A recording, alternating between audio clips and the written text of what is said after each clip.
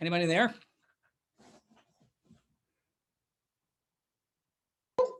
I'm Caitlin? here.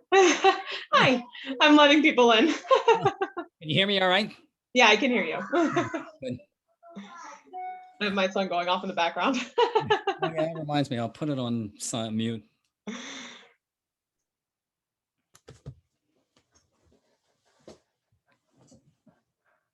You see my messy home office. I need a green background. Right. So like you can do it. You can do the green screen. I tried it with this blue wall, but it Yeah. like took out the middles of my eyes, Yeah. which freaked me out, and so I don't do it anymore. I've done Zoom backgrounds so Yeah. before, but I'm gonna get like a drop cloth and do a Yeah. real background. And I'm getting I have a really good, this is the Z7 II, Ooh. mirrorless that I'm gonna set up as a webcam. Yeah, there you go. Yeah, you can even do it with a tablecloth, like a green Yeah, tablecloth. yep. They works the same. Yeah. So it's all good. Yeah.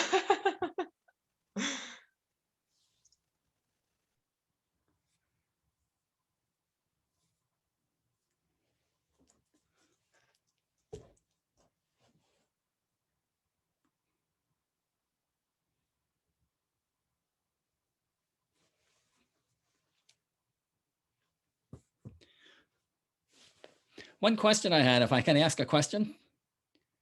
Yeah, go ahead. So you emailed me this morning. I met with I was in the meeting with Justin yesterday, Okay. Stu, and it was actually very informative. But so he had mentioned that it may be possible for you to like basically help importing like all my database, like all my contacts into into Command. Uh-huh. Is that doable?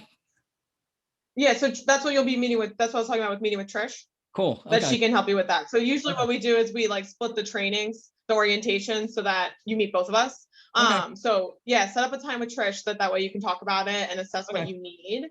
Okay. And then I know you mentioned that you had like a virtual assistant. I So do. even Yeah. if you wanted to like put her on the same call, Mhm. that way like she can be involved and understand like how it works for adding contacts from that point forward. Yeah. Awesome. Yep. Yeah. She would definitely be Yeah, able I to think that would be helpful for you. help. Happy to do that.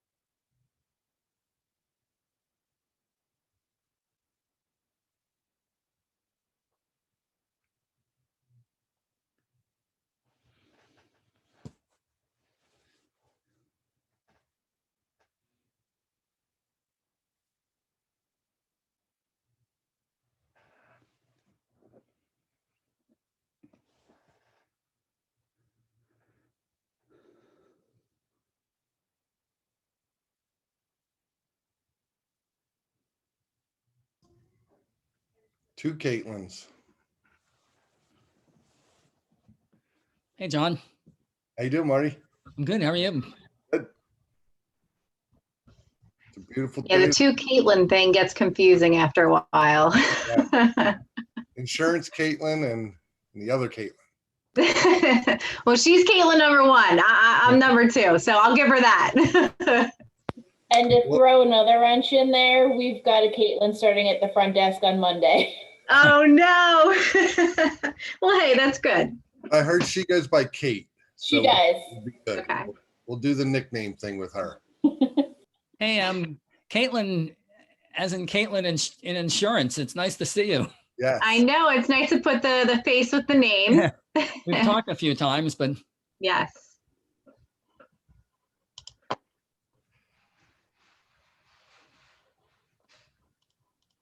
Get some tunes here going here.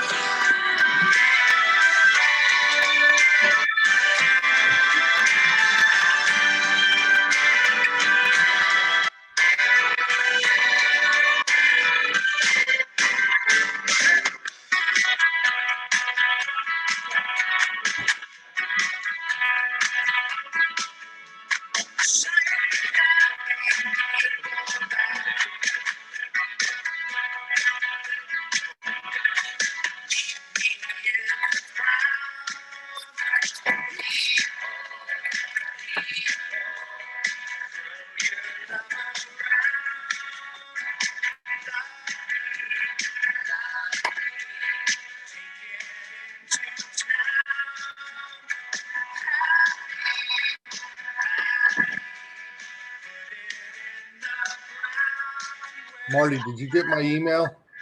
I did. Yeah, it's good. Yeah, we'll figure it out, right? Yeah, I figured it'll be fine. It'll flow. Whatever you ask, I'm cool with. Awesome. More interested to hear what Kim has to say anyway. Yeah. Yeah, she's got an interesting story for sure. John, are you at the coffee bar or is that your new background? That's my background. I have a virtual background, but I am in the office at KW Newtown. I said I need a drop cloth, or I've set up some crazy Zoom backgrounds, but Yeah. now it's just like my messy home office. At one point, I had an American flag, and that was like questionable to some people. So,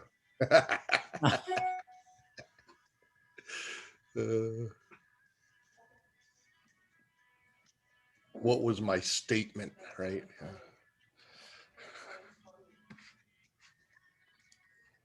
So I think we it have is the, REM.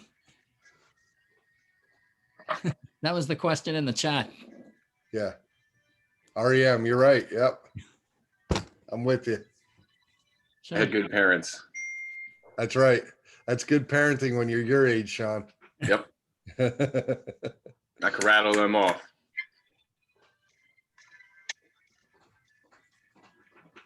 Start another minute or so. 30 seconds, wait for more people to get on. Hey, Adam, do you want me to play better sound? Better music? Not better music, but better sound. Yeah, that's fine. I can play DJ. It's like one of my favorite things. Should I get my guitar? That'll scare. That'd be even better. People. That'd be even better. I would love that. I don't think so. Cool. I think we're ready to start anyway. Yeah. All right, perfect. So, Caitlin, I didn't know if I was made the host yet or not. Do you have a thumbs up on that? If I'm the host? Not yet, but I will right now. People are still coming in. So are you trying to share your screen right now? Okay. All right. Cool. All right. You'll just have to Wait look another out for 30 everyone seconds. coming in. Yeah, let's wait another 30 seconds. I know people trying to follow in. Well, you're the host now, so. Okay, I'm the host now. But you just gotta admit them. Yep, I'll admit them in. Here we go. All right, everyone. So how's everyone's week going? Here we go. March stakeholder meeting. I can't believe it's already March. Last month of the first quarter. This is unbelievable. This has been some type of month. I mean, I don't know how you guys feel. I mean, Krista and Justin, this has been, for me, it feels like the month of learning. You know, we had family reunion. It feels like session after session, you know, as far as the leaders go here. I know Krista was on a call for 2 hours prior to this meeting. You know, I want to say we had an outstanding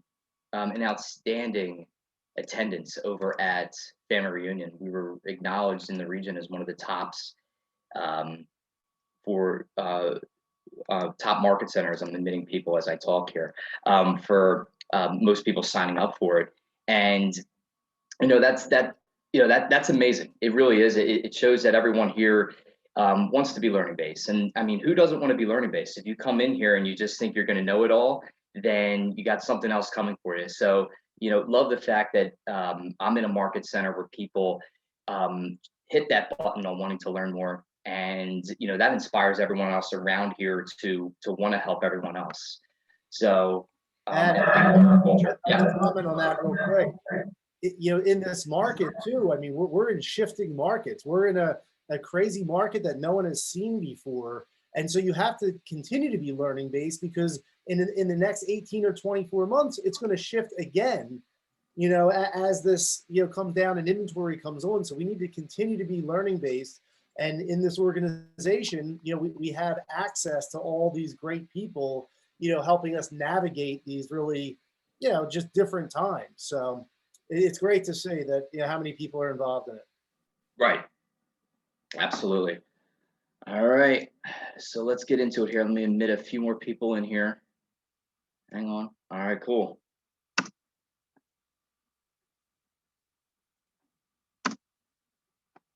All right. All right, so let's bring on Mark Keller. Mark, Mark, you've had a lot of time lately, right? This is, I'm kidding. A lot of time at my desk, that's for sure.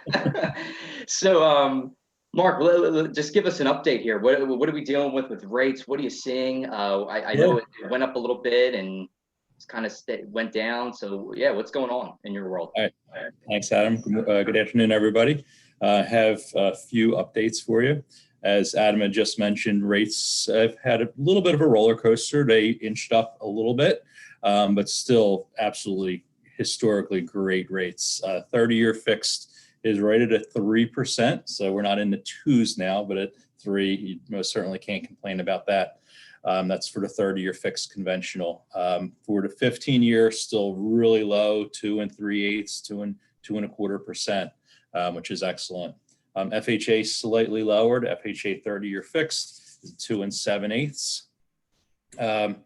There's also yesterday late afternoon, Fannie Mae and Freddie Mac had threw a bombshell out on pricing for second homes and investment properties. This is something that's just recently announced. The pricing adjustment currently, and I think that this is going to change. It's like a knee-jerk reaction, but currently the pricing adjustment is 2.25 point add-on for second home and 3.5 or 3 5/8, excuse me, add-on for investment properties. So it's a big shakeup in that sector of the market. Usually when there's big adjustments like that, it tapers off, but at the moment, those prices are ugly. So I'll keep you posted as things change on second homes and investment properties. And this is again for conforming loans. So anything at $548,250 or below. Also, the first front door, as I mentioned the last meeting, for first-time home buyers, registration begins on April 5th. So if you have somebody that may qualify for first front door, most certainly have them give me a call to be pre-qualified. Also, Pennsylvania Housing Finance Agency, or better known as PHFA, has rolled out a fabulous first-time homebuyer program called KFIT. The KFIT program is a forgivable second mortgage, which you can, which is 5% of the purchase price with no limit. And again, it's a silent second mortgage, which is forgiven 10% per year. So if you live in the home for 10 years, it's free money. I'm also going to have training on that KFIT program. This has just been rolled out. So once I have the presentation together, I most certainly will do a seminar on that. And that is all that I have. But if anyone ever has any questions, most certainly feel free to stop by. Yeah.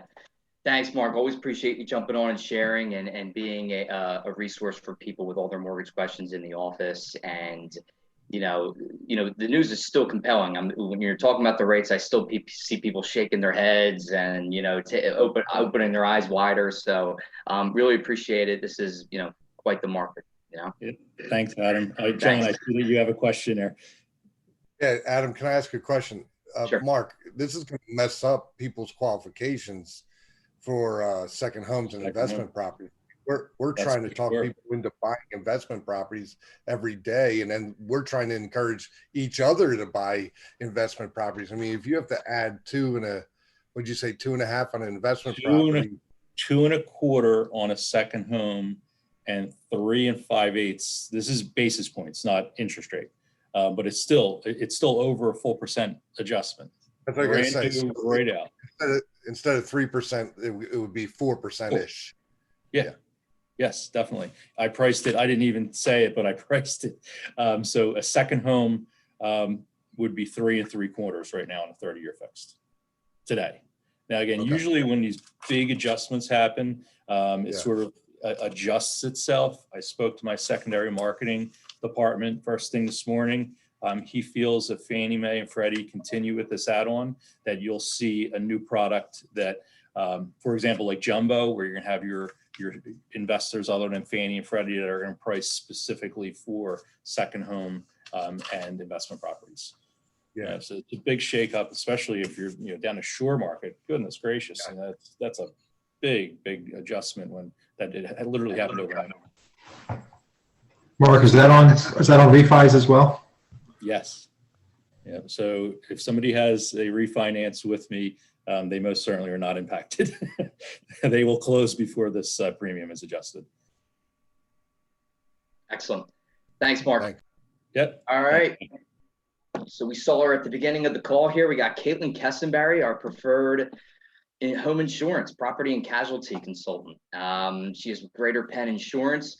Caitlin, first off, congrats. It's going to be a girl from what we all saw. Yes, thank you. Great.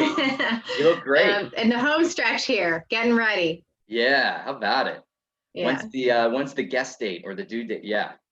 June 16th. So it's Okay. the same date as my son's birthday too. So he's not very happy right now, but hoping we can do some things again to speed it up.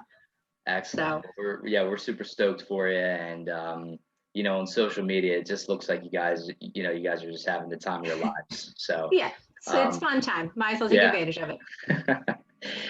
Thanks for jumping on here. Caitlin, I just wanted to, reintroduce you to everyone here. Obviously, guys, we have the fiduciary responsibility when we are a buyer's agent. Think about when that contract, as soon as it goes executed, what's the first things you do? Okay, I'm sending my title company to the listing agent, sending their contact information. I'm notifying my buyer of the important dates and deadlines. I'm sending my lender the executed agreement so they can get started with the loan approval process. Right, we got to make sure we put that other step in there as part of our routine and our systems, and that is, everyone needs home insurance at that, especially when they're buying a home with a mortgage, right? So we always have to make that introduction to our preferred specialist, and the reason why we do that is, there's opportunities that we could buy in to the company for profit sharing. So Caitlin, we've had our shareholder meetings, and the capture rates have been going great for you guys. Talk to us a little bit of how you're different. I mean, obviously, you guys are a brokerage. Talk a little bit about how you're different from someone who may have a State Farm guy or a State Farm lady that they use and they're comfortable with them. Talk to us a little bit about that. So like you mentioned, we are a broker. So we have about 17 carriers that we work with. So we're able to shop the market, pretty well and thoroughly for the new home buyers. Once we do capture the home, the auto, we're able to keep them for a longer period of time than your typical Allstate or State Farm, because we get reports every renewal to see how much the premiums have increased or decreased for that matter. So if we ever see any sort of uptick in premium, we're able to kind of get a jump ahead of the game and see what other options are out there. On top of being able to do that for the clients, we are acquiring so many new carriers all the time. So that 17 numbers of carriers we have now is just going to keep going up. So it's really going to keep us relevant and be able to be competitive with everyone else. Yep. And then Caitlin, what do you think is the best way to get started on this? What's the easiest way to get them over to you? I mean, what's been working for agents that have been sending clients and you've been capturing them? What's working? Sure. So very simply, it's just sending over the golden email template. If anybody doesn't have it, I can definitely send it out to everyone. What would happen is you just link me up with your new home buyers. I would connect with them via email and then give them a call over the phone to gather information in order to put a proper quote together, as well as the loss history report on the new home. So that's the easiest way to do it. I have a lot more success with agents that talk about it with their clients, as well as sending the golden email. That is where we see our highest success rate of me being able to connect with the buyers. So that's what we encourage. But even if we're able to get that golden email out there within the first 5 days of going under contract, that's where we will see a really good success with connecting with them. Right. That's excellent. And I remember when I was in sales and, you know, when I was a buyer's agent, it was so important to get it out there within the first 3 days because of that comprehensive loss report. It just opens their eyes up to the extra value that we can bring in that consumer experience throughout the transaction. I found that very valuable. Some other agents wouldn't. And I mentioned State Farm, nothing against State Farm. I said that from the beginning, but you know, this is just something for them to look through all the other top carriers. Like as Caitlin mentioned, 17 different ones. She'll fish through and she'll find maybe the lowest or the most suitable one for your people. And I really think that's something that we need to put into our systems, you know, in that checklist when we put that buyer under contract. I think it comes from great value. So excellent. And I think that's all we need to do, right? If we just send you those referrals and the buyer sides keep coming in, then there's talks about possibly buying into the company, right? Yes. Yeah. Okay. We just gotta get the referral rates up and making sure that we're on track with getting everybody kind of in line with that. And the capture rate is ideal. So we know that the buyers want the service. We know that they want to get the loss history report. So it's just a matter of connecting us. So. Right. Yeah. Yeah. Even if they don't want to quote, at least they get the comprehensive loss report. And then when they see the quote, they're like, whoa, you know. Yeah. Well, I think it's amazing, Caitlin. You guys are an amazing resource for us. And yeah, I say we make this part of our practice for the buyer side going forward, everyone. And we have that golden email. We do have someone that's going to start working the front desk come Monday. You know, it's a big announcement. So, you know, that person will work behind the scenes at looking who executes a buyer and will help you in providing that email out to you. So,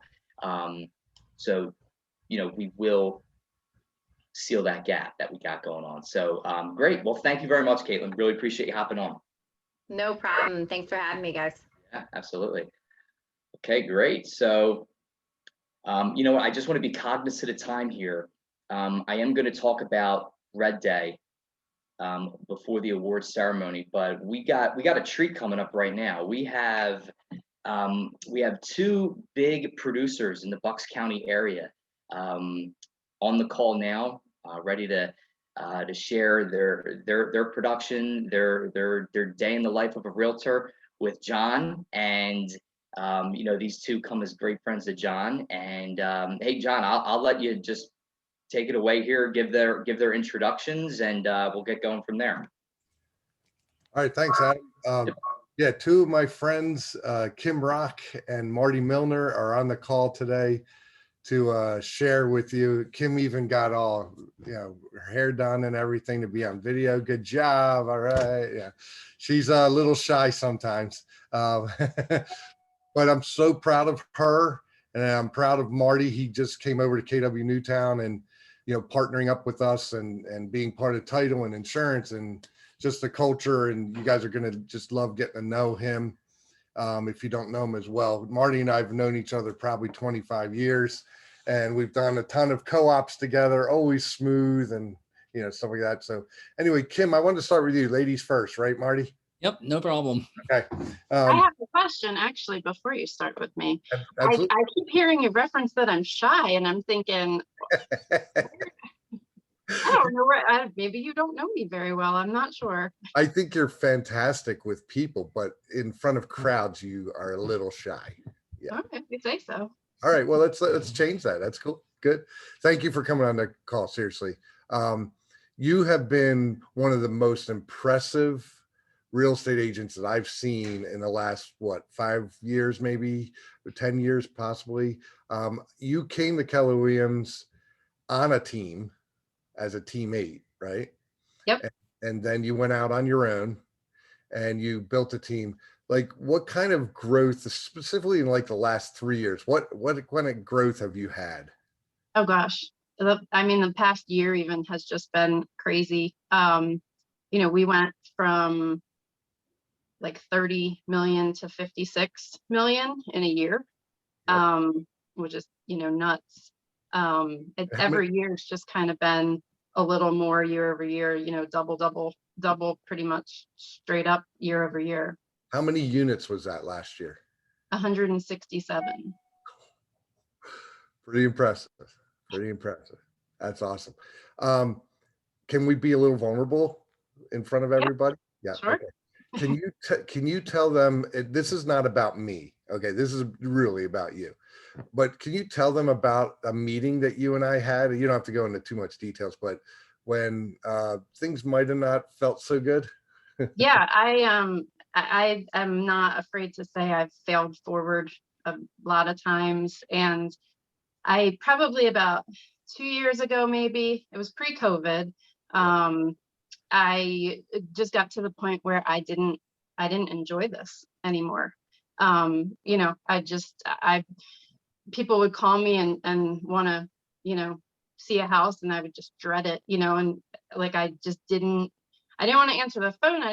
I just didn't want to talk to clients anymore. I was so burnt out. I needed like a second for myself. I felt like I was on call to everyone 24 hours a day. I still feel that way sometimes, but it just got to the point where I was like, I used to love this. You know, I started this career because I loved it. I got into it unintentionally. I was an investor myself, and I realized that I knew more than the agents that were representing me. And so I got my license just to do my own investments. And then I, you know, had friends and family that were like, well, will you sell my house? And I was like, sure. And then I was like, oh, I really kind of like this a lot. And I think I want to do this, you know, as a career. I thought it was just going to be a hobby. And I lost that feeling along the way at some point a few years ago, where I just didn't love it. And I sat down with you at the office and was like, you know, I am ready to just burn everything to the ground and just go back to a 9-to-5 desk job, so that at 5 o'clock, I know I turn my phone off and I'm done, because I was just working 24/7. Yep. And I think a lot of people who are growing their business get to that point because the leverage doesn't come quick enough, right? And that's what you and I talked about, getting things set up that you could turn your phone off or have somebody else take some responsibility, particularly the buy sides, I think, you know, and an admin, right? That's really where we were at. And admins are interesting because you sometimes go through them, right, to find the right one, or, you know, people's lives change and they move away too and things like that. So how did you fix that? A lot of us have had the feeling that you're describing. We're on call, you're a mom, you're a wife, you're a daughter, you know, you're on call with family, let alone all these clients. Now you're doing 160 something transactions. How did you deal with it to get out of that feeling? Yeah. So I think I'll never forget this. The pivotal point for me, I was on the phone with a MAPS coach, and he said to me, why is your client more important than your family? Why are you saying no to your children and yes to your clients? Huge. And I was just like, yeah, you know, I'll be on the phone with a client and I'll be, you know, I was at the point where if there was an emergency at a listing, I would leave, you know, my son's school like concert to go outside and talk to a client. And it's like, what is wrong with me? Like, why is that more important? You know, that's nuts. And so I took that and I was like, as much as I'm a control freak in my business, and it took me way too long to hire my first admin, and I should have done it way sooner, but I just was like, I can do all this. You know, I want to do it right. I want to do it myself. I don't trust other people. And it's not about that. It's not about doing it myself. It's about having that person, you know, just having the admin, because I had a transaction coordinator for many years. So I wasn't doing the paperwork, you know, or the behind the scenes. But those phone calls, I never realized how those phone calls during the day kill you for the things that you don't need to be answering the phone for, you know. So having the admin, just even as a person that you know is always going to answer the phone when you can't. And I remember I was at my son's school and the emergency was that the home inspector let someone's dog out. And we needed to call the sellers and we needed to say, oh my God, your dog's loose. And then the police wound up finding the dog. And then the police were calling me. And then the police were like, we have this dog. And I like missed a half hour of an event in my son's school dealing with a dog on the loose during a home inspection. And it's like, okay, an admin certainly could have handled that. And they could have answered that call and it didn't need to be me. And why did I miss, you know, this event at my son's school dealing with a dog running around the neighborhood? So that was I think a big thing for me. And I hired my first admin. I've now been through 3 admins in 2 years. But I do have someone amazing right now and my clients love her. And there's nothing better than like yesterday I got a text and my seller in Newtown closed yesterday and he was like, let me just tell you, your admin is phenomenal. She's such a great person and she was so great to deal with. And I'm like, okay, that's like key. You get that phone call or that text and that's awesome. Yeah, so you have a good admin now. You have your life back, correct? Well, do any of us have our lives back right now? Not right now, but once this market settles down, hopefully. Right. You're no longer saying to me, I'm getting out of business. So that's a better mindset. Okay. I can turn my phone off. Yesterday, I took my son to CHOP because we had an ER visit 2 weeks ago and we had a follow-up appointment. And I put an out of office message and I shut my phone off. And I didn't have that like panic and fear and anxiety during those 3 hours of, oh my God, what am I missing? Because I knew that if someone was calling, she would take care of it. Yep. That's awesome. That's a huge thing. You can't scale your business like you have and stay sane. You really can't. If you're a control freak, a lot of us are like that. We can relate. It's not a bad thing to be a control freak, right? Because you get stuff done and you do it right the first time, and you can do a lot of work personally, but you feel shame because you're missing, like you're saying, the kids things or whatever, and there's just this weight on you and all this stuff. So you got to get help and you got to get talent to help you, to trust you and represent you well, so that you're not, you know, feeling like no one can take the loose dog call but me, you know, kind of thing. So, yeah. What would you say is if I said, Kim, what's your superpower? Like, what is your real value proposition to the people that you work with? What would you say? I think it's relating to people and really, you know, these aren't like superficial relationships that I have with clients. They've become real friendships. You know, I have clients that have turned into legitimate friends, and it's, you know, they come back to me for things not real estate related at all. You know, they move into their house and 6 months later they want an opinion on what pediatrician to call or what, you know, daycare to hire, or you know, just random things. And I feel like, you know, I'm sitting here with Marty, who's one of my favorite people in real estate. And I feel like he and I have a lot of that in common, because I know, you know, we have mutual friends that are his clients, my clients. and we have, I know he has that same, that's probably his superpower is the way he connects. I'll let him tell that, I guess. But, I know that we're very similar in that respect, that we really connect with our clients and are very relationship driven, not, closed-minded, dollar driven. I never count the check. I never count on money, commission. I could, do an entire transaction for free. I don't, it's not about that check. It's about the relationship and then the referrals from, future people from that relationship. Guys, if you heard nothing else, stick with that and have that mentality. That, Kim, that's phenomenal. And that's what Paul Allen and I have always been about. And that's why we're good friends, and we relate to each other. And Marty, you and I live in the same community, so there's plenty of business out there, right? We can all do well and that kind of thing. So treating people and those relationships, I think the money follows, there's no doubt about it, doing a good job. And that's music to my ears. Some of the people on the call are, in this market, I want to shift gears a little bit back to business. Like, how do you do it? How do you get such good listings, right?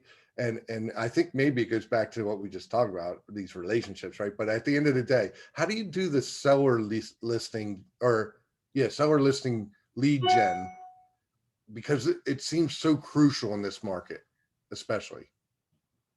For me, it really is the relationships and networking. And, I'm really big in my database, constant touches to my database. We do events throughout the year. We do, random pop buys to past clients, contests, just lots of things throughout the year to just stay in touch with our database. And I think from that comes the listings, because from that comes, most of our business is referral based. So, the majority of the listings, we don't do a lot of cold calling. We don't do, for sale by owners. We don't door knock.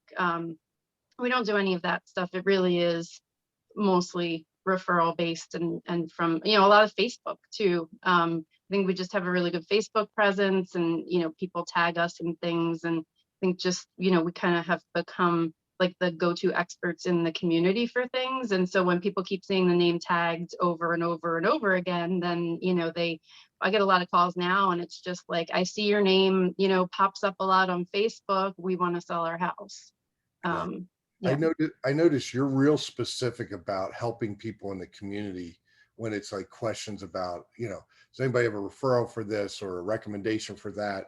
And you never make it about your business. It's always just, you're just there to help people. And that's really cool. And I actually see that because we have similar circle as well. And I'm always impressed with that. And like a lot of times I want to say, just listen to Kim, go with what she says. She's right, whatever. So that's cool. Can you tell me why KW? You could go anywhere at this point. You could do your own thing if you wanted to. Why KW? Yeah, a few reasons. So I started at Remax just for a short period of time, and then came to Keller in like my second year in the business. Okay. For me, why do I stay is probably more of the question. And have I met with other people? Do I know what's out there? Sure. I'm not going to say I haven't, and the point is why I stay, and I wouldn't go anywhere else because for me, it's two things. One is the culture. I just can't explain it. No other office is, and I'm sure Newtown's the same as Langhorne. Obviously, I'm in Langhorne, so I'm speaking to Langhorne, but just the people, the culture, everyone truly wants everyone else to succeed. We want to help each other. Yeah. There's just so many amazing people to connect with and learn from. And everyone is always so, just open and willing to share their experiences. And it's just, I just can't, I can't even put into words like it is a family. Lisa Longenbach and Nadine and Howard, and it's just, they're my family. And I know I can call them for anything. And I don't think most offices have that kind of culture and atmosphere. And then the second part of it to me really is the, alternative streams of profit and, obviously profit share and insurance, and title. So, those, you don't get that anywhere else. And that's huge to me, because I definitely, as I step out of production myself, I want to have those other streams of income coming in, and those are huge. Yeah, that's awesome. Good. So last question. And that's all great answers. I've loved this little talk here. What advice could you give to a new agent starting out, and then also an agent that may feel stagnant right now and maybe struggling, or that kind of thing? What just comes to the top of your head of what you would advise them? Yeah, so especially for the new agent who's stagnant or struggling, or not new, rather, I'm sorry, for the existing agent who's stagnant and struggling, I really think the leverage is the key. And I've been having these conversations a lot with the girls on the team, because I've completely stepped back from buyers now. I only do a buyer if it's like a personal friend, and even if it's a personal friend, most of the time it's going to the team. But I've been having the conversations with them because they're running around in this market and they're burnt out too. And I don't want them to get burnt out. That's what I stopped myself from doing, and I don't want to put that on them. So I've been trying to tell them the value of leverage to them, which, to someone who maybe isn't starting a team, having a showing agent, having someone do showings for you, so let's say everyone in this market that's running buyers is burnt out. Like, I know that. And if you're working morning to night, 7 days a week, take a day for yourself, block it, and you don't have to tell clients that you're blocking it for family or for rest or whatever. I get it if you don't want to say that. Just say I'm booked, so if you decide Sunday is going to be my day for, family, whatever, I'm not showing any houses this Sunday, then you hire showing agents.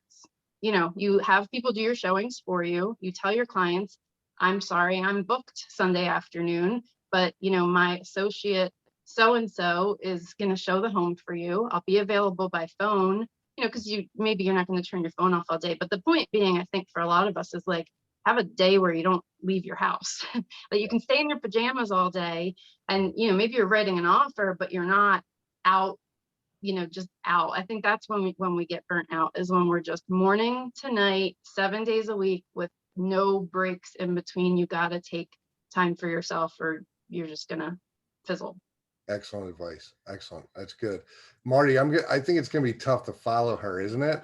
Well, I have to say that I'm honored to follow Kim, because I've said this on more than one occasion, such tremendous respect and admiration for, what Kim has put together.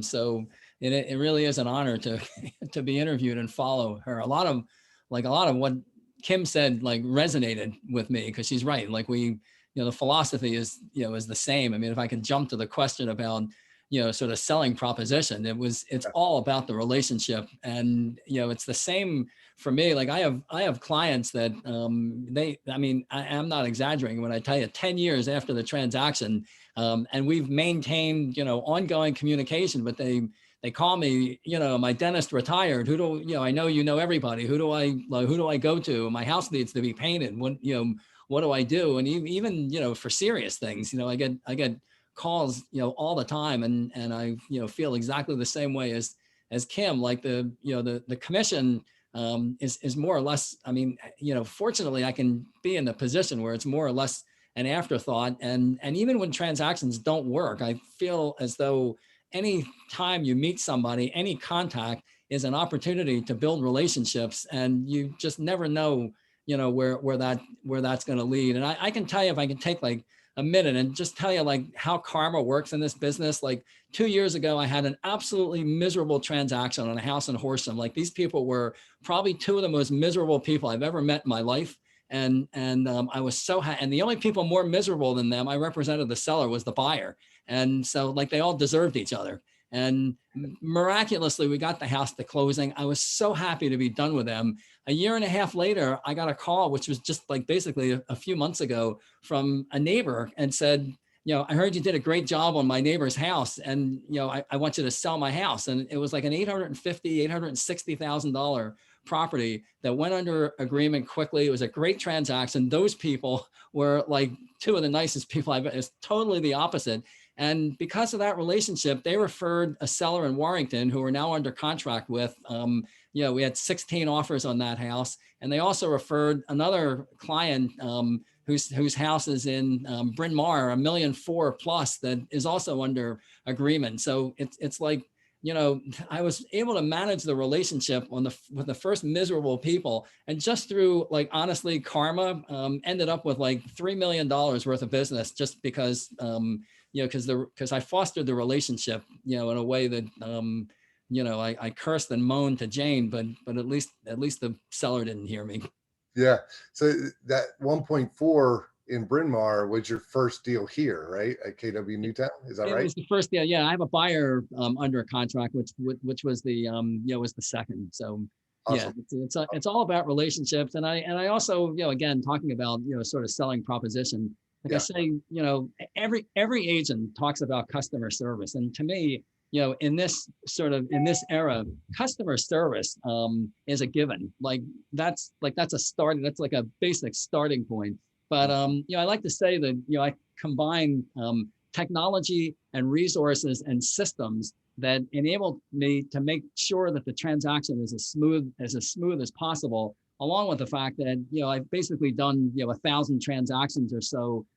So there's a lot of experience that goes with that. So it's unlikely that somebody's going to have a problem in a transaction that I haven't seen before and don't know how to manage. Yeah, absolutely.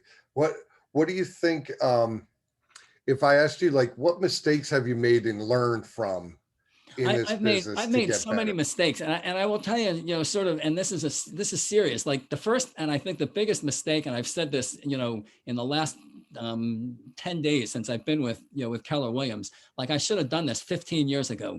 And so, I mean, fundamentally, that's I think to myself, like, where would I have been if I did make this change 15 years ago? And you know how long you and I have been talking about this process, and it's like, it's hard to move. I mean, it's just hard to get to move. And I always I had a good business, although we've talked about this before. Like, I never understood why I don't do 6 or 7 or 10 times more than what I do. And so, but I think that's the first and most fundamental mistake, is, just sort of letting all the commotion that surrounds real estate interfere with, like, looking at the big picture. I came to real estate as a second career, and so I think that's the first mistake. The other mistake is that like, I am terrible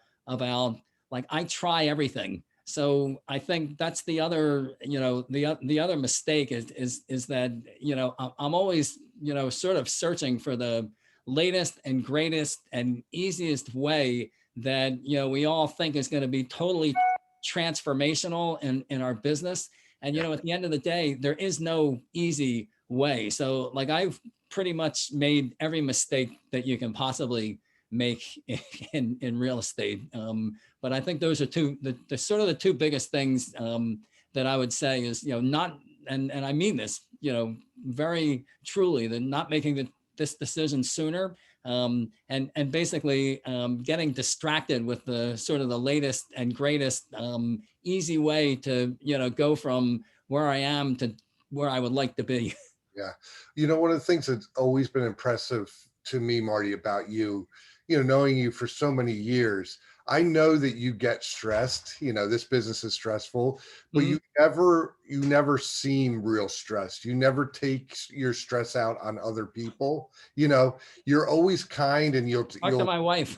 Yeah, right. Well, at home is a little different, right? She gets the brunt of it, I'm sure.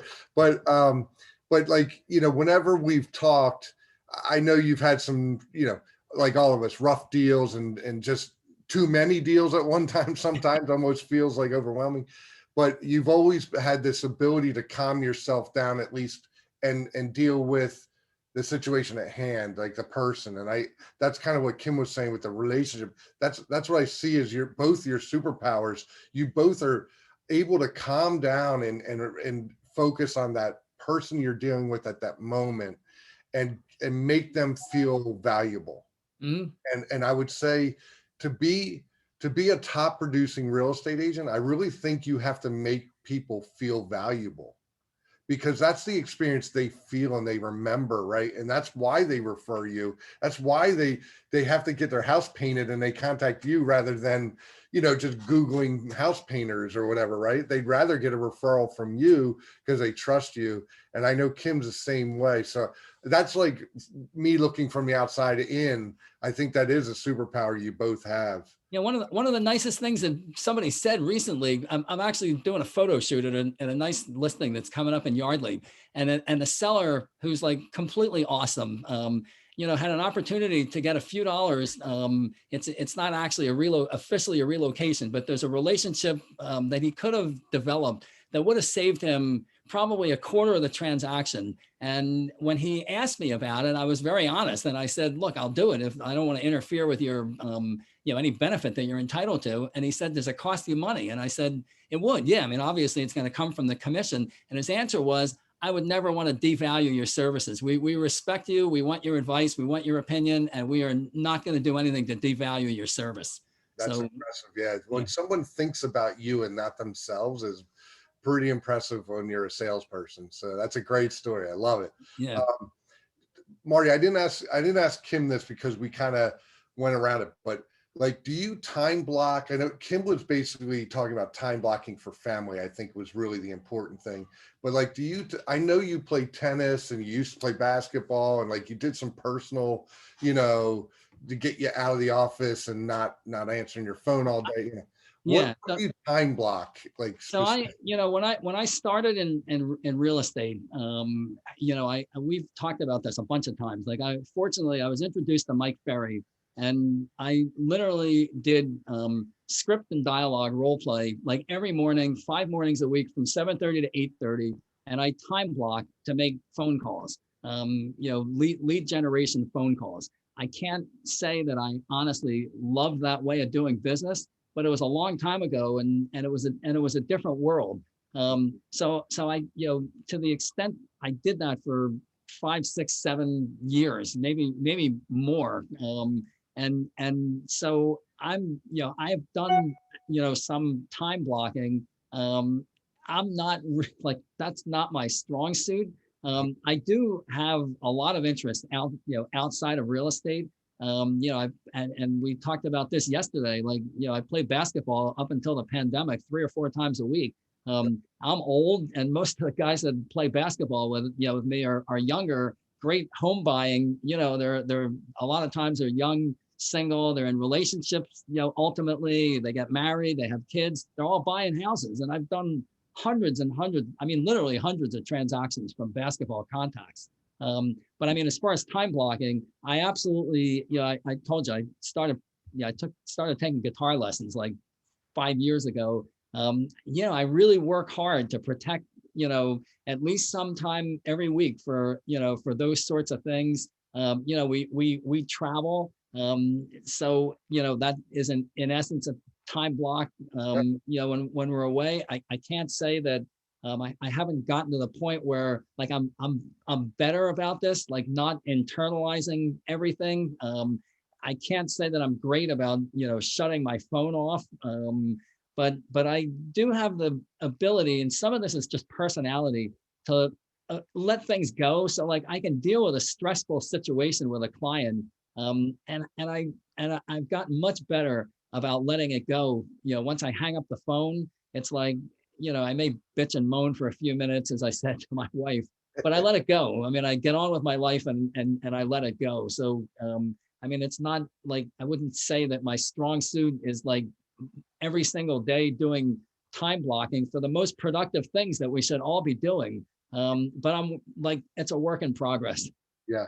I think you remind me of Lee Rubin when I interviewed her one time in front of the office, and I said, do you time block for lead gen? And she said, John, I lead gen 24/7. When I'm sleeping, I'm thinking about lead gen. That's true. So you know, what we teach at Keller Williams is sometimes time blocking for whatever it is, if it's lead gen or whatever, it focuses you, you know. But when you're running a strong business, you know, you do what you do, you know, the people meeting you, being out there, you know, networking and all the stuff that you do, you know, just like you said, basketball brought lead, it was part of lead gen, you know. It's great. It's just life, right? Well, I've been in a networking group, even, you know, for 20 years, 7 o'clock every single Tuesday morning. You know, I'm in front of, you know, basically 30 to 35 people, you know, who essentially are committed to supporting my business. I mean, and it's a good feeling. Like you know, Monday night, you know, I think I got to get up, you know, extra early. You know, now we've been most of it Zoom now, but you know, at the end of the day, when that meeting's over at 8:15, 8:30, like I feel really good. I've made a presentation in front of, you know, as I said, 30 to 35 people, and you know, that's been incredibly you know, useful and productive for my, you know, for my business. Huge. Can I jump in here? Yeah. I want to say, so I've, outside of real estate, I've known Marty for about 8 years because his grandsons were born the same day as my son. And over the past 8 years, we've had so many intertwining circles. They went to the same preschool, they played on the same t-ball league. They, you know, so I kept randomly seeing him in all these just personal circles. And what I always noticed was, with the amount of business this man is doing, he was always there every t-ball game, every, you know, lunch at the school, and present, like not like leaving it on his phone, but he was like present and enjoying his grandkids and just like there in that moment and having this amazing business. And I was always like in awe of, that's amazing, you know. And then just I like admire that so much. That is amazing. I wouldn't, that's like, I wouldn't trade that for, you know, for, it's very rare that I, you know, like I'm, you know, I'm like the only consistent male role model in their life, and I wouldn't trade that. They keep me young. I mean, I wouldn't trade that for anything.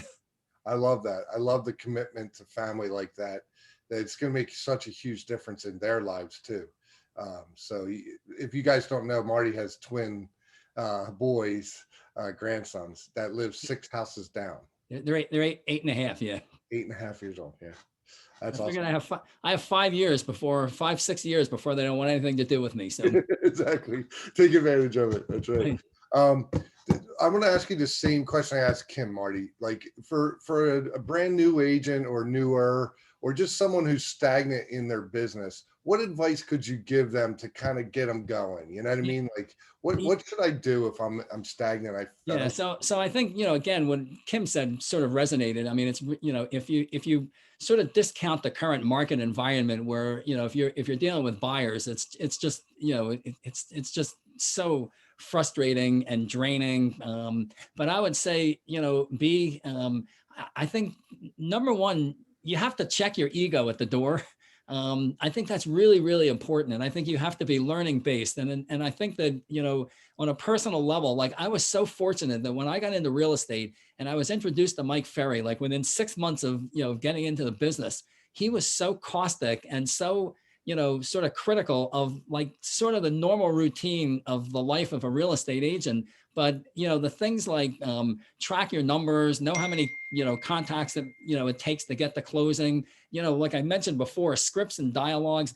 I think I didn't know any better. So like I was open to all that. And it you know, like it made sense to me. I just didn't know any better. And I think for a new agent, again, discounting the market, I think you have to be like totally learning based and willing to, you know, absorb, like there's no single, you know, roadmap to being successful. But if you are willing to, you know, to learn from and talk to, you know, successful agents, that, you know, there's a lot of, you know, there's a lot that you'll learn from that. And I think you just have to be, you know, just learning based and open to, you know, exploring, all the opportunities that are out there. And I think, what you said before is so true. Like a lot of us are in the same community. There certainly are overlaps in who we know. I'm also very active on, social media and, but there's plenty of business for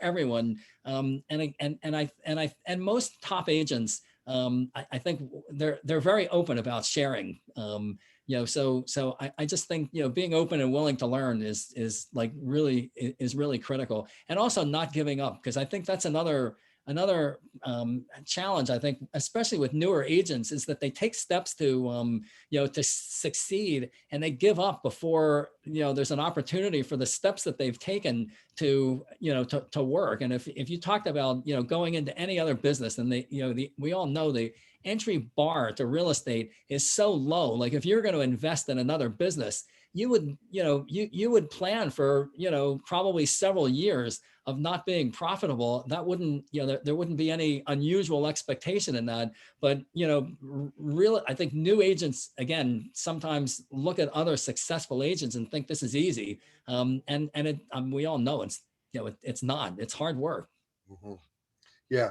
And I think you two are some of the best people to be able to handle objections. And I think that's a huge thing in this business, is to handle objections, help your clients get through the tough times, setting them straight maybe when they're mentally even going down the wrong road or whatever. I think that's one thing that you guys are really, really good at, to the point where I would give you my client if I was going away and feel comfortable for you, you to handle it. And that's saying a lot, because I'm like a little bit like Kim with the control, like I can do it. Only I can do it really the best, whatever. And I totally relate to her when we have conversations about this, because, and I also relate to her when she talked about, feeling the guilt and shame of missing or getting on the phone when I'm supposed to be paying attention to my kids, or right now it's my grandkids. It's a new part of my life, but just, being able to handle objections takes some time and experience. And I think, like you're saying, Marty, sometimes it's practicing scripts with a partner who wants to get better. I know Pat Wise Straley, somebody that does that. She's on this call. I can see her. She does that with partners. And Kim, you mentioned a coach. That's huge for you, because that made a huge difference in your life that I didn't hit on. But I really feel like your MAPS coach took your mindset and your head and your, where you were mentally to a whole nother level. Don't you think? Yeah. And there's two types of MAPS coaches. If people haven't looked into it, there's, the regular MAPS coaching, and then there's transformational, they call it. And I had signed up with just the regular MAPS coaching, and it wasn't the right fit for me. And I actually went through 2 coaches and then quit. And then I realized I should have been in transformational coaching, because that's where they really get into mindset. And that's what I needed. And once I did that did make a huge difference. I've had several coaches over the years. Yep. And coaches really can take you to a whole nother level, where they're looking from the outside in, and you're allowing them to hold you accountable, right? I mean, that's really part of it, is not just all the ideas they give you, which are amazing, right? Stuff, but they're able to look at you from a place you can't look at yourself, or really hold yourself personally accountable. And I think that's where it makes a difference. Just for time's sake, and I really appreciate both of you doing this. This has been amazing. I wish we could do this more often, because it's so fun to talk. But Adam, can we just open up just for a couple questions from people, if they have for Kim or Marty? I know we now know Kim is not shy at all. She's fine. She's good. But there's nothing you guys can't ask them. I believe that they can't, maybe answer in a really wise way. So shoot some questions at them. No, I did see a few pop across on the bottom of the screen. I'm on my phone, not my computer, so it makes it harder for me to see what's going on. Yeah. I think a couple of people asked about just the team. What's the team comprised of, maybe. Yeah. So I have a full-time assistant who's physically here, and then I do have a full-time transaction coordinator. She's virtual. She does not live locally. Yep. And then I have 3 buyer's agents. So 3 buyer's agents basically, and Kim, so that's 4 real estate agents, did 166 transactions in a year. That's impressive. That's not a huge team that, so wow, just amazing. And here's the thing I can say about you, Kim, you have put good people on your team. Yeah. That's huge, right? Yeah. It's not just talent, it's good people. Yeah. Yeah, that's, I think, the biggest thing for me. It's funny because, when I first started hiring assistants, I was hiring based on experience, and I wasn't hiring for the right fit, personally, culture fit, mindset fit, Yep. I was just like, okay, you have real estate experience, sure, you can be my assistant. And I realized that's the wrong way to go about it. And even though right now with the assistant I have currently, she didn't have the real estate experience, I hired her because she was the right fit from a personal culture perspective. Right. There's a learning curve because there's so much more I have to teach her, but in the end, it's going to be all worth it because she's the right person, for the job. And I think I realized it's not about on paper who you are, it's finding that the right people, and all the girls on my team are also the right people. We just really are in line with our beliefs and how we treat clients and how we treat co-op agents and how we handle a transaction. Hey, Kim, I have a question for you. First of all, congratulations. That's pretty awesome. I've never heard of that kind of growth. That's crazy. Yeah. So what's your goals for yourself, for your team, whether it's numbers, or what's your plan for this year? So for this year, I'm not actually looking for number growth. I'm looking for me to be a smaller percent of the total. So of that 56 million, that 35 of it was me personally. And then, 20 was the team. And I really would like that to flip flop this year. I'd like them to have done, 75% of the business and me to have done 25%. Because for me, it's really about me kind of taking a step back and growing the team more. By the way, Kim has 4 people graduating from the real estate school in the next week or so. So yeah. There are potential teammates coming. So yeah, cool. Any other questions? Adam, I'll give the meeting back to you if you want. Yeah, I think there were the majority of the questions that people had, just the structure of the team, and that was great, John. Thanks for facilitating that. The key thing that I found between both of them as we shift into the next segment here is, I heard them both admitting to their failures, and I heard Kim say "fail forward," and we hear that often, and in the old saying, you learn from your mistakes. That's key, and the fact that they both admit it. And just say that those are the things that led to their success. I thought that was one of the big things I took away from this. And then keeping it relational and keeping it friendship based is, the core of where they found their success. So, all right. Well, thank you so much, Marty and Kim. Really appreciate your time. And wishing you guys all the best for 2021. And Marty, we're so happy to have you part of our team here at Newtown. So, all right, great. So want to shift gears here. Thanks, Kim. Want to shift gears. We have Tony from Mold Detection and Remediation Services.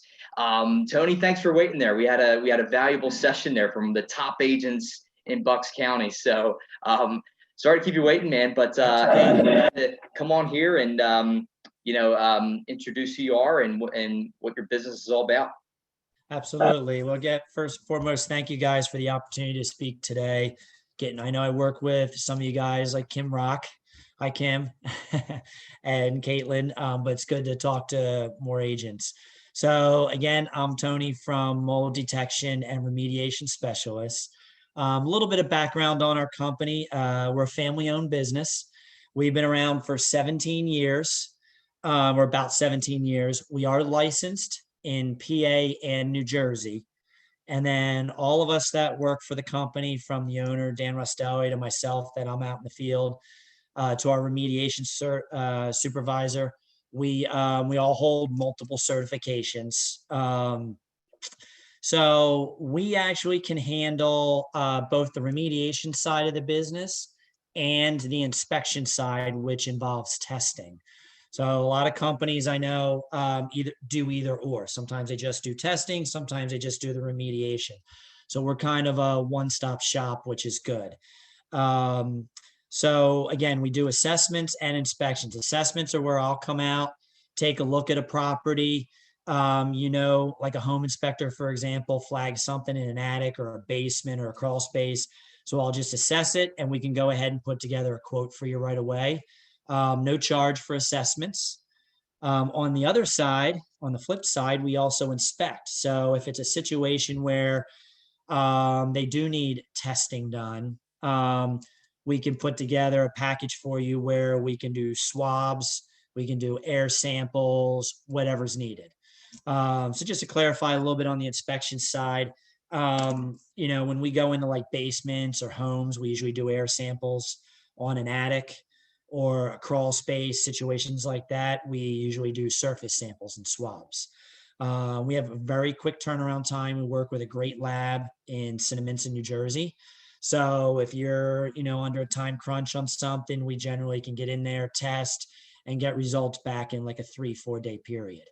So sometimes even a little sooner than that. So I know that comes up a lot, especially, when you got to meet certain deadlines.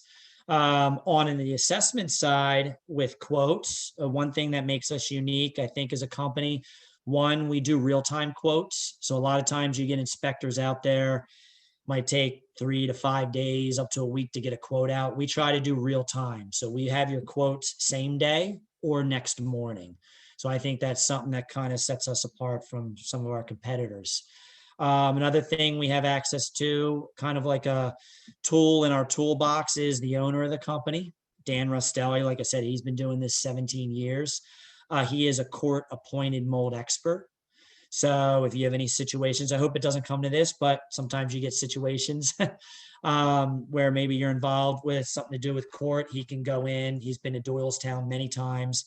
He goes in and actually he can provide a service where he can testify for, whatever your situation is.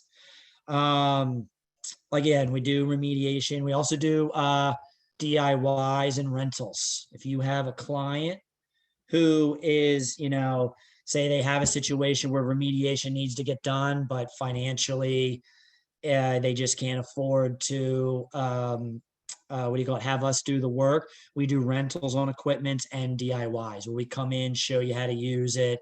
You do the work, we come back, we can still test the project when it's over, and then we can collect the equipment. DIYs are a little trickier because most people don't want to have anything to do with mold.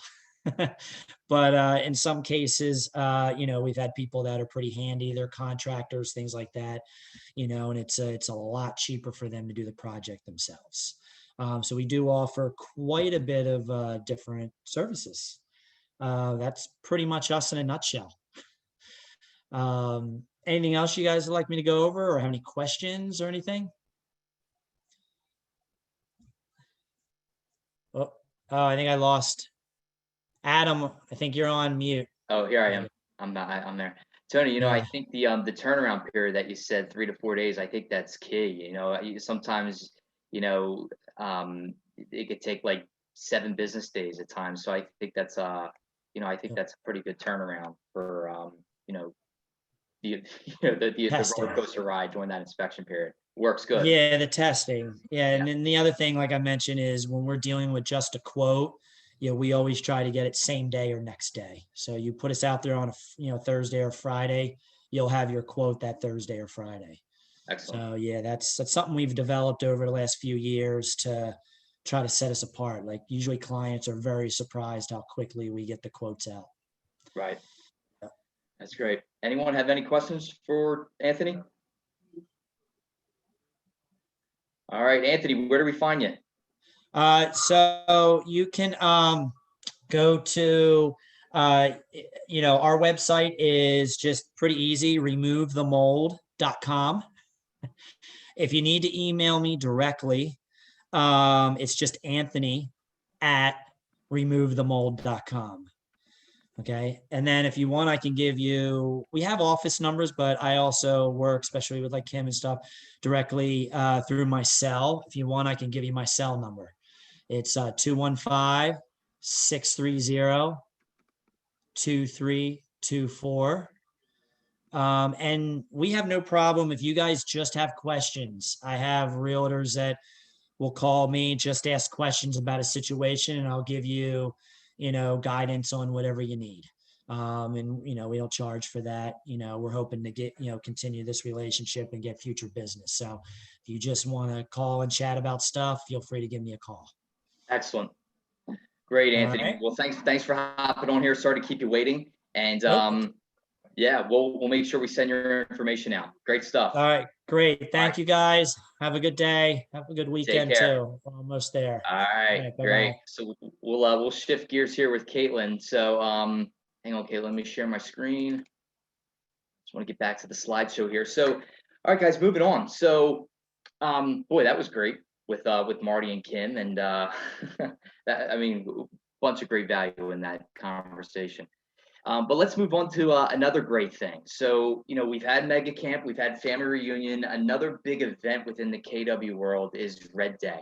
That's our day of service, and you know, this happens once a year in the month of May, and it's based around Mo Anderson's birthday. Mo Anderson, for those who don't know, she was the former CEO of Keller Williams. She was known as the Velvet Hammer. So, you know, we were a company that was started with culture. That's the core of what we provide for people and change lives. And when Gary stepped down from CEO and hired Mo Anderson, she came in and was no nonsense and made sure that we are a culture-driven organization. And when she stepped down from CEO, we started to celebrate what's called Red Day, and it's coming up on May. And man, I gotta tell you, the cultural task force that we have here, I mean, those ladies are just like a locomotive. They are meeting every other week and coming up with ideas. And I mean, I can already feel the energy changing this past year. And it excites me. But Caitlin, I wanted to have you come on. You know, what do we got going on for Red Day? And you know, I'm sure you got more things to share, so I'll let you take it away. All right, so I'll keep it really quick. Grace, I know Grace, you're head of the culture committee. She had a whole bunch of appointments on. I know she's on here, but she might be in the middle of something. So Grace, you can go ahead and interrupt me at any point if you need to. So Red Day is coming up. We're going to be doing a community yard sale in our parking lot. It's going to be benefiting Alex's Lemonade Stand. So most of the donations, well, a portion of donations is going to come from table rentals. So anyone that wanted to reserve a space to sell their items, they can rent a table for $30, and that's going to go as a donation to Alex's Lemonade Stand. And then in addition to that, we're going to be looking for raffle basket items. We're going to have crafts for the kids. We're going to have like a snack stand and other ways for us to raise as much money as we possibly can for Alex's Lemonade Stand. So that date's going to be Saturday, May 8th. It's going to be 9 to 1. I had emailed out the information last week. I will be emailing it out frequently from this point forward so that you guys have it at the top of your mind, because what we'd really like is to get everyone engaged in this. We need all the help that we can get. This is for everyone in the office. This is an initiative for everyone. So we're going to need volunteers for the day of, but we also need help with getting raffle baskets. So if you have any friends who own small businesses that, you know, would like to get some exposure in the community and would be willing to donate something, please reach out to them, and then just let us know. You can let me know, Grace, that, you know, that you got anything, because we'll need help from our community within KW Newtown to build that up. So there's a Facebook event page. I'll drop it in the chat box afterwards, and then also the sign up for the sellers. And our next culture meeting is going to be March 17th at 1 p.m. open to anyone. So anyone that has interest in helping us put together all these pieces, please come. I will put it on the calendar with a link to join virtually if you need to, or you can meet in person. We usually meet in person. So that's that. We also have our next Takeout Tuesday on March 30th. So pin that on your calendar. I'll be putting an email about that. And then we're also planning a ping pong tournament on April 6th to help build our Sunshine Fund, which is going to be for our Sunshine Fund is going to be like anytime that people have hard times, they have a death in the family, they have surgery, they have something that's just giving them troubles in our office, and we just want to, you know, send them a little bit of sunshine, sending them dinners or sending flowers or something from the office. So we're establishing a Sunshine Fund, and we'd like to do that tournament as a kickoff to build it up. And if you wanted to donate to the Sunshine Fund, you can do it through the KW Cares donations on your commissions tab.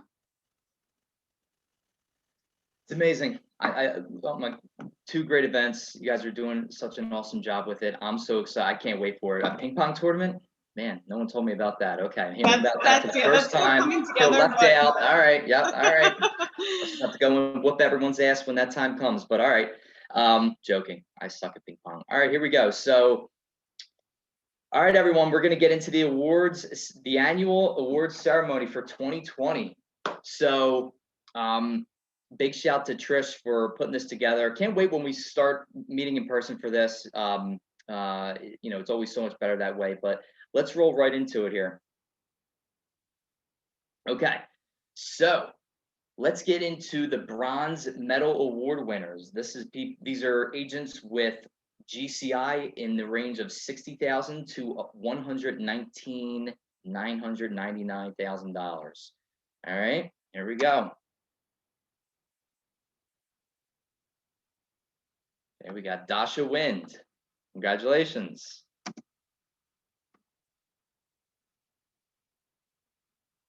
Diana Rivera. John Iannarelli.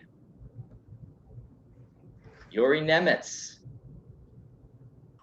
Congratulations, everyone. Here we go. Matt Kapusta. Congratulations for the bronze. All right. Congrats, everyone. All right, Sandy Krapusk. Tawana Jordan. Vince Cates. Congratulations, everyone. Bronze medal winners. Woo! All right, let's move on. We're going to silver medal winners. GCI in the range of $120,000 to $180,000. Here we go. Mr. Ed Haleman. Glenn Primick. Mr. Glenn Gaines, Mr. Commercial. Congratulations, silver award winners. Okay. Well, there was a lot of good names that deserved those medals there, for sure. All right, let's get into the gold medal award winners. $180,000 to $240,000 GCI. Okay, we got the Meisner Group, Bob and Lori. Congrats. Steve Masterson. Susan Robertson. Miss New Jersey. Congratulations. All right, here we go. We're moving on to the triple gold medal award winners. GCI from $300,000 on up to $400,000. All right, looks like somebody's unmuted here. I'm gonna try to unmute you. Hang on, gotta find who that is. You guys can unmute yourselves, that'd be great. All right, cool. Nice. All right, here we go. Triple gold medal award winners. Tom Kennedy. Kyra Brinson. Congratulations. All right, moving on. Here we go. Quadruple gold. They just keep going and going and going. Quadruple gold. That's got to be really gold. Here we go. 400,000 on up to 500,000 GCI. The Fitzgerald Group, Peggy, Jay, and Bev. Congratulations. Quadruple gold. Great job. The Straley team is also in that category. Gwen and Morgan and Miss Wendy. Congratulations. The Gold Group is in there too. Justin, Sean, and Lauren. Big shout out, guys. Great job. That was the quadruple gold. Okay, we moved out of gold. We made it to platinum. Here we go. All right, the Platinum Medal Award winners. This is GCI from 400,000 on up to 500,000. Here we go. The E team. Ellis, Heather, Duffy, Alicia, Robbie. Great job, guys. The Minsky team. Pumping it in. Larry, Lisa, Beth Ann. Congratulations. The Mercola group. Dave, Ted, and Brian. The dogs. I hear the laughing in the background. This place is buzzing. That was something. Wrong. Congratulations, platinum winners. John McClintock, you're in there as well. The John McClintock team, John, Kerry, Grace, and Dave. Great job, guys. That was awesome. Congratulations to the winners, everyone. Great production, great year, especially during the pandemic. Very impressive. Very, very impressive. All right, so let's give a shout out to all the assistants in the office here. All right, we got Bev Herring, we got Chelsea Sutton, Kathleen Petrucci, Roxanne Haleman, Karen Pitt, and Wendy Wall. Great job. I mean, these eight. The one thing I keep saying to everyone is these people. They really tapped in. They're always in the office, right? They're always handling the systems or whatever. And they're always on the Zoom calls. They're always in and around asking questions. They're probably one of the bigger cultural pieces that we have here, right? So, they're very valuable not only to their team but to everyone here. So, big shout out to you guys. We love you. All right, so here we go. So as you all know, there is every single year our market center in Newtown has to nominate an agent as the cultural icon. And this person gets represented for Newtown and gets acknowledged on the greater Pennsylvania regional level. And this is a big honor. I've had the privilege of being named the cultural icon in the past. This person is someone who is very involved in the office, really displays that interdependent quality of a person, meaning they like to succeed through others. Giving is in their mentality. They express it. They wear it on their sleeve all the time. It's the giving and not taking. And, we thought about this. And we are ready to nominate someone. So the person who is our 2021 cultural icon that will be represented from a regional level at this year's Cultural Summit is Juliana Gainsberg. Congratulations, Juliana. You are the KW Newtown 2021 cultural icon, and you will get honored at this year's Regional Cultural Summit. So congratulations, girl. You did it. Guys, love you all. Congratulations. All right. Let's move on here. So we wanted to pay tribute to Linda Oshotz. She, during the pandemic, Linda passed away. It was, it was shocking, but it really, Linda played a big role within Keller Williams Newtown. Keller Williams Newtown started around 1999 when they opened up. So Linda was in this office before the new ownership took over. And when we hit the ground running and we reinvented ourselves in 2015, she was one of those big pieces that was just always cultural and always KW. And, you know, this smile that she had was always her. And, you know, Trish, thanks for putting this together. When I saw this, I said this was amazing that we at least bring her name up. Linda was a successful agent, of course, and loving mother, and loving wife as well. And we had nothing but great things to share and say about her. We always had great stories, but she'll never be forgotten here at KW Newtown. So just wanted to have this loving memory tribute to her. All right. Okay.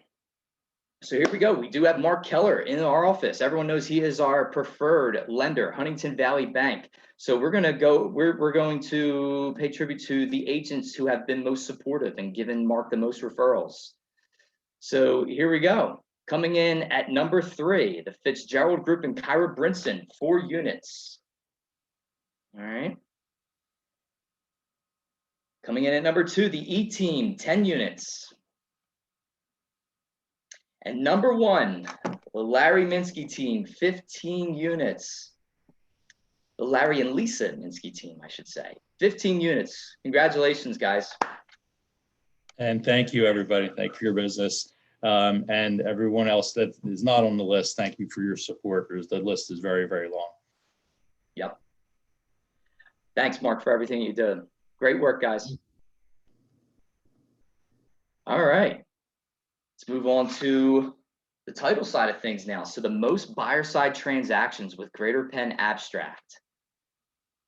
Okay, coming in at number 5, Steve Masterson with 16 transactions. Number 4, Dave Mercola, 17 transactions. Man, just bridged over Steve, 1 transaction. All right. Coming in at number 3, the Straley team, 19 transactions. The Minsky team coming in at second, 24. Number 1, what do you guys think? The John McClintock Group, 25 transactions, just made it over the Minsky team. Great job, guys. Great job. We love everything that Sarah does. They do a fantastic job, and thank you for being cultural with this, everyone. This is amazing. So it's a lot of transactions, and there are a lot more below, higher than number 5 that we're referring as well. So great job, everyone. All right. So we've had some months here in the latter end of 2020 where we were giving out some big profit sharing checks to people. Question, did you get your unfair share in 2020? Here's all the people that received profit sharing checks from this organization. So, big shout out to you guys, awarding for introducing someone to Keller Williams and changing somebody's life. So this is a lot of people in our market center. This is a good amount. This is only going to get larger. There were a lot more new agents that came, and then they sponsor people. So this list is only going to get longer and longer. But big congrats to these stakeholders that are earning profit sharing. All right, most donated to KW Cares.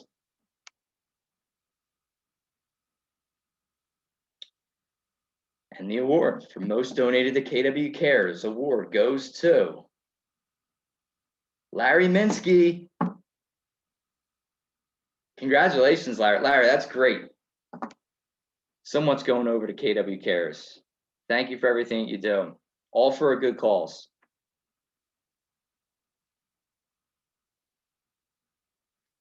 And then let's not leave everyone out. These are all the contributors in 2020 that donated to KW Cares. So great job, everyone. And that ping pong tournament, that's all for KW Cares as well. So that's gonna, we have the Sunshine Fund and KW Cares. So that's gonna be coming up also. But thank you so much. This is a big list. Thank you, everyone. This really means a lot. This is our culture. We're giving back. And of course, for those that don't know what KW Cares is, it's a donation fund to help fund struggling agents all across the globe. That's KW. So thank you very much to everyone. Okay, here we go. Most increased production from 2019 to 2020. This is going to be an insane number. You guys ready for this? Most increased production goes to Tawana Jordan. Look at this, 3,023% she increased her business. It's otherworldly. That's amazing. Tawana, you on the call? Yes, I am. Hey, congratulations. And my mom said, and her mom. Yeah. Congrats. Thanks, guys. Great job. Thank you. Oh, thank you, guys. Y'all picked the right one. All right, I'm going to go back on mute now so she can stop. Cool. Congratulations. Thank you. You're welcome. Okay, single largest commission check. Single largest commission check. Who do we think? The award goes to Larry. Tom Kennedy. Do we have a note on how much that check was? Are we allowed to share? It was big. So his transaction, I think that was his $2.6 million transaction. Yep, I remember that. I remember that mammoth. Yep. All right, well, congratulations, Tom. Paid for the wedding. There we go. All right. Quickest to close after licensing. Who do you think? Quickest to close after getting their license? Marty. And the quickest to close after licensing award goes to Jackie McGonigal for closing 57 days after licensing. Woo! Good job, Jackie. You go. Thank you.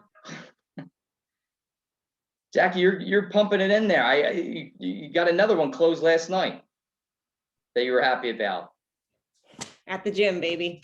Yeah. Whoa. All right. Okay, girl, chill. All right. No, I closed it while at the gym. kidding. I'm not at the gym right now. I'm kidding. All right, cool. Let's move on here. Congrats. All right, quickest to cap. And the award for quickest to cap award goes to Dave Mercola for capping in 46 days. And he traded in the Land Rover for that golden, outrageous Mercedes that you see on the screen. That's Larry's car. I had it gold plated. Congrats. What's your goal for capping this year? Well, let's see. The year before it was what, 31 days or something. Then we went to 46. So 52. Very good. Love it, love it. Moving on here. Okay, Little Miss Sunshine. This is the Little Miss Sunshine Award for always looking on the bright side of things. Okay, the award for Little Miss Sunshine goes to Tom. Grace Cass. Congratulations, Grace. Little Miss Sunshine Award.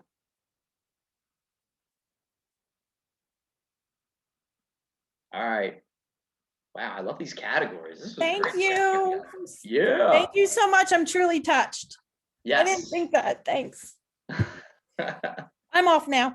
You're amazing. You did it. Thank And you. and Grace, you've been doing such great things with this cultural task force. It's very moving, and people are talking about it, and you're turning into this whole other person. It's amazing. It's quite amazing. So keep it going. Don't give me a challenge because I will beat it. So we're going to win. The 2021's big this year. Yes. So thank you. And I have a remarkable group of people that help me. So it's not all me, but thank you. All right, very classy. Love it, Grace. All right, here we go. Most floor time logged. And the gold phone goes to Val Ferris with floor time 48 times in 2020. Great job, Val. That was finding the business, hunting. I'll take it. Yeah. Great job. Very, very good job. All right, most trainings attended.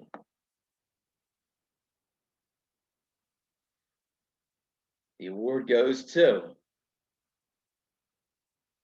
Juliana Gainsbourg, 90 plus classes attended. Congratulations, Juliana. Get the golden apple. Okay. Let's move on here. Quickest to pay their MC bill. I think Chris is going to unmute herself for this. All right, here we go. Quickest to pay their MC bill.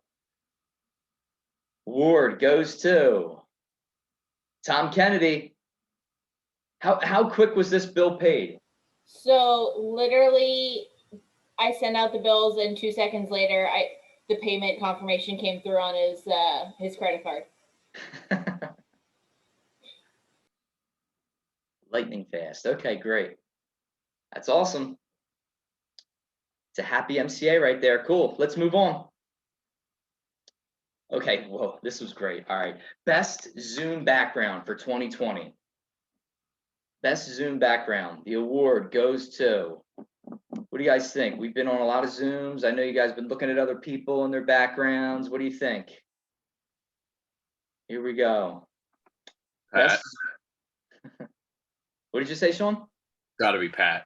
Pat? Okay. Let's see what we got here. Best Zoom background goes to Vince Cates. Congratulations, Vince. Way to get creative with that. All eyes on Vince. I love that. I love that method. I love that. Love it. Love it. Love it. Good job. Okay. So this is the home run club we're getting into now. Someone who got a listing contract, a buyer contract, and a closing all in the same month. Triple crown, they say.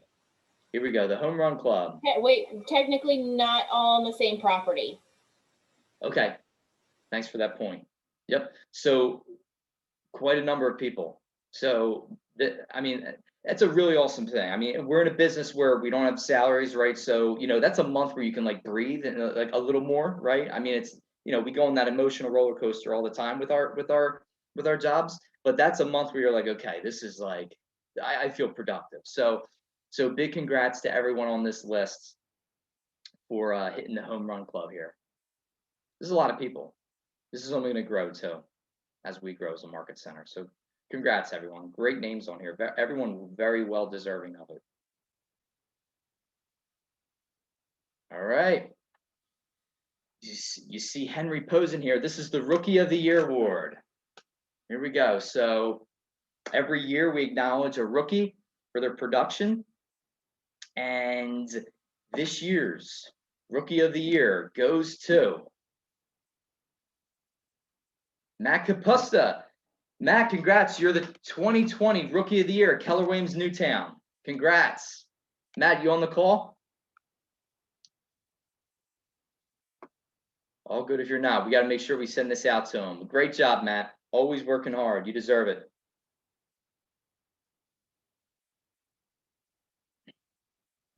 Adam, right. you don't have the revised version in here, so. Oh, sorry about that. Yeah, It's okay. I noticed that. I never brought up the revised version. Yep. Yeah, so then the winner of this is not going to be there, so you got to switch it.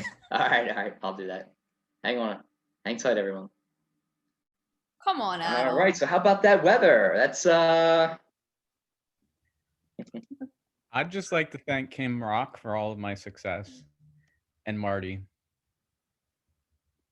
They're my inspiration.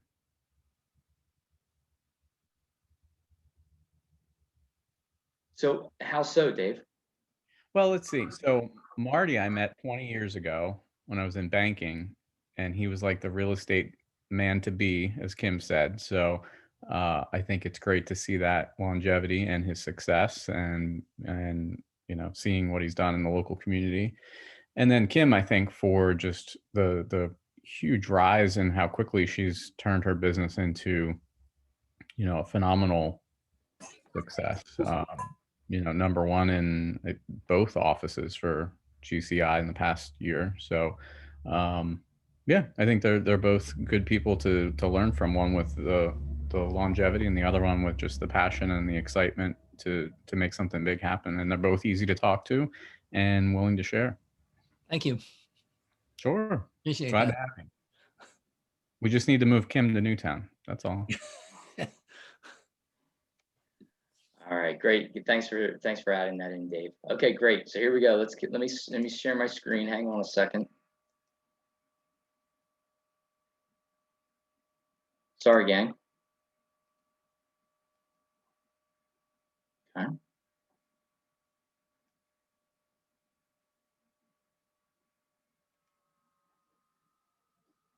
Whoops. Sorry. Okay.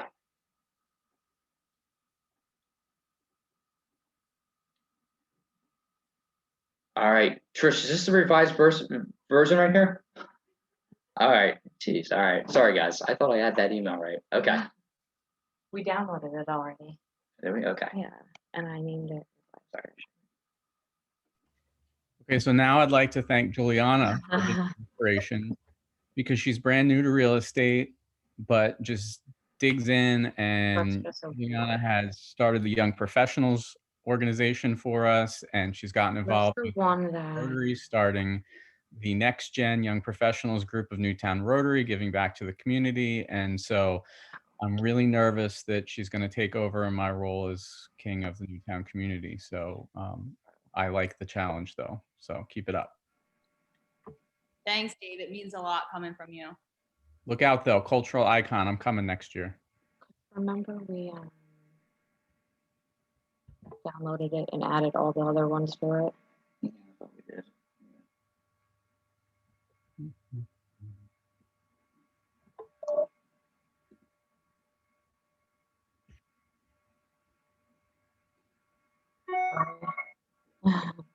Ed Hellman, I want to ask you, how are you doing? No, that's not it. Good. You want me to just send it to you? Perfect. Yeah. Sorry. All right, I'm off my phone. Okay. Yep. I always got yelled at in the class for coloring or something. You caught me. Pay attention. Oh, sorry. All right, guys, they're gonna resend me the slideshow. We're gonna pick this up real quick, but that's great. But did anyone have any takeaways that they took away from, other than Dave? If anyone wants to share some takeaways they heard from Kim or from Marty, or from anything else that we discussed, I'd love for you guys to share that. Love to hear what you got.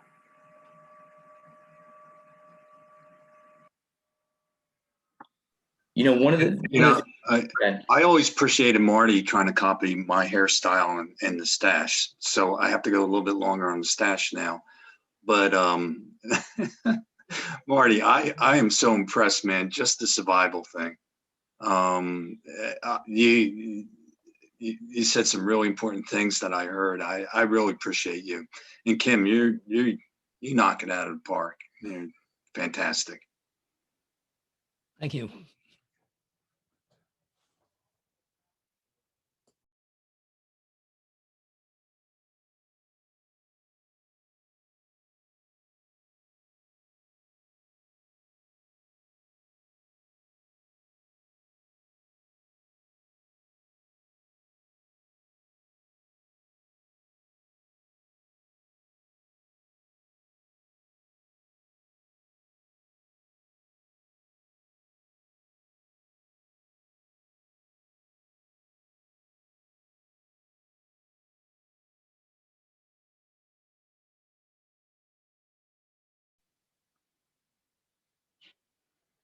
Have we been banned from the meeting?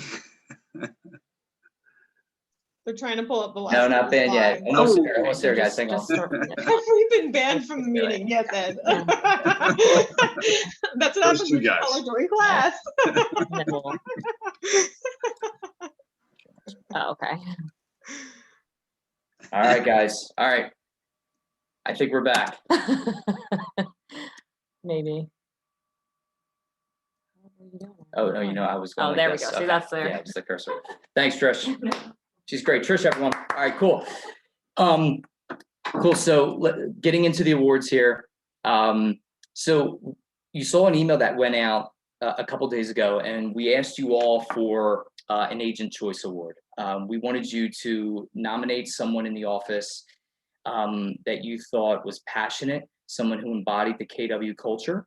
And you know, the great thing about this is that there were 12 people that got nominated. That's a lot of people. Normally you would think it'd be like maybe like 2, 3, 4 people, right? But this is 12 people in our office that other agents nominated that they thought were the KW cultural, spirited, cheerleader, interdependent agents. So I just want to say that that means a lot to me, that it says a lot about our culture that we have so many people that stand out as that number one KW person in their mind. So 12 agents, I mean, that's amazing. So here's the here's some of the kind words that people shared about some of the nominees. All right.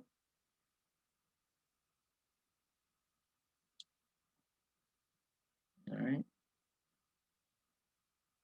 This is all great stuff.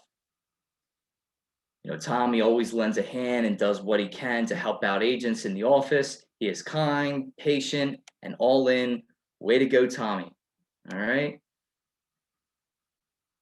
Dasha wins. She's one of the badass agents who has shown me things and shared ideas with me. I'm brand new and love learning from her. Okay.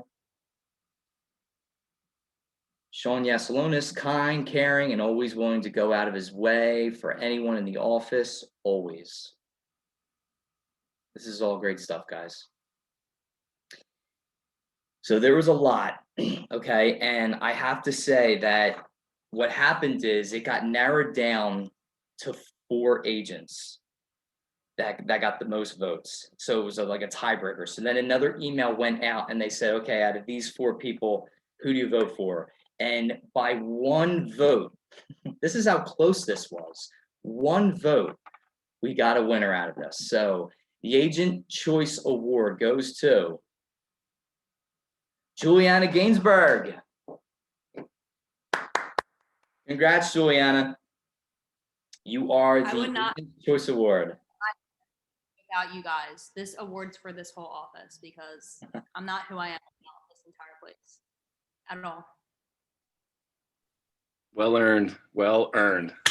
Yeah. Great stuff. This is amazing.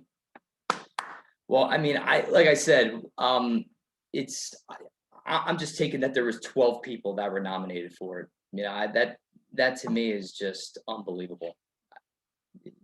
It's really amazing stuff. All right, guys. Well, that wraps up everything. That wraps up the award ceremony. What a great year for everyone closing it out. We had the pandemic. Everyone fall through it.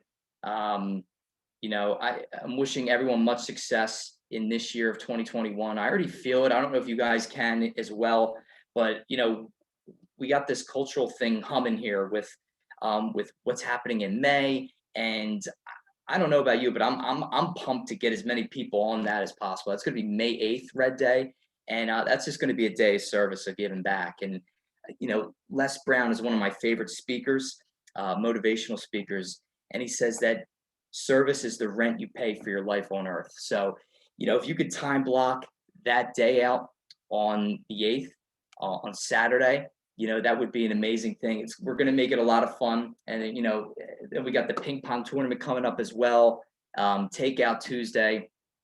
But in the future, I'm telling you, with this real estate industry, we got some new things happening, new brokerages entering the arena. When it comes to a real estate brokerage, it's not a question about compensation and commission. It's always going to be a question about culture. And, you know, KW, it's been started off the foundation of what we have: God, family, and business, in that order. And nobody does it better than KW when it comes to culture. And that's what people want in the future. They want culture and they want purpose. So, hey, everyone, this was a great award ceremony, great stakeholder meeting. Look forward to seeing you all at the next one.